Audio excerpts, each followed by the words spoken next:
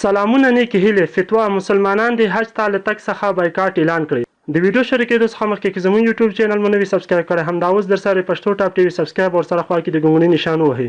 د لیبیا هیواد مشر مفتي صادق الفاریاني یوه نوې فتوا خپره کړې ده چې پکې ویلي دي چې د حج او عمرې څخه راټولې شوې پیسې د سعودي عربستان حکومت د نورو مسلمانانو هیوادونو د مسلمان د وژنې لپاره کاروي الفاریاني وایي کومې پیسې چې خلک د حج او عمرې له لارې سعودي عرب حکومت ته ورکوي د سعودي عرب حکومت هغه پیسې د نورو مسلمانانو د هیوادونو پر ضد د ناوړه کارونو لپاره کاروي په دې فتوا کې دا هم ویل شوي دي چې هغه خلک چې مخکې حج یا عمره کړې ده او هغوی بیا هم سعودي عربستان ته د حج یا عمرې لپاره ځي نو دا کار یې په ثواب کې نه بلکې په ګناه کې شمارل کیږي له دې مخکې د اخوان المسلمین یو مفتي یوسف قرضاوي هم په یو فتوا کې د نړۍ له ټولو مسلمانانو غوښتنه کړې وه چې هغوی د حج او عمرې لپاره سعودي عرب ته نه ځي القرضاوي ویلي الله پاک تاسو د حج اړتیا نشته اصل کوم کار چې تاسو ته سپارلی ده هغه د مخلوق په کار راتلل دي هغه ویلو مسلمانان دي په حج او عمرې د پیسو مصرفولو پر ځای وږو ته ډوډۍ ورکړي له ناروغانو سره د مرسته وکړي او هغوی ته د درملنه وکړي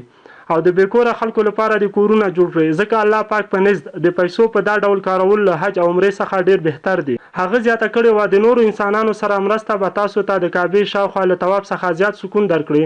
او له دې سره به تاسو روحاني سکون هم ترلاسه کړئ همداراز د تیونس د دیني عالمانو هم د دغه هیواد له مشر مفتي څخه غوښتنه کړې ده چې د حج او عمرې لپاره د خلکو سعودي عرب ته د تګ مخه دې ونیسي او په دې اړه د یو فتوا خپره کړي د تیونس د ملایانو د ټولنې یو غړي فیصل شعور له رسنیو سره په خبرو کې ویلي چې سعودي عرب په سیمه ییز جنګ کې له هیوادونو سره نښتی ده او د حج او عمرې په لړ کې باید هغوی ته د جنګ لپاره پیسې ورنه کړل شي الشعور په دې اړه زیاتوي چې کومې پیسې د حج او عمرې له لارې د سعودي عرب حکومت ترلاسه کوي هغوی د غریبو مسلمانانو لپاره نه کاروي بلکې د خلکو د وژنې او د خلکو د کورونو د ورانولو لپاره یې کاروي لکه څنګه چې اوس په یمن کې همدا حالت روان دی هغه همدا راز وایي چې د تیونس ولس د حج او عمرې له تګ څخه پرېکون اعلان کړي او دا پیسې د دلته په غریبو خلکو باندې مصرف کړي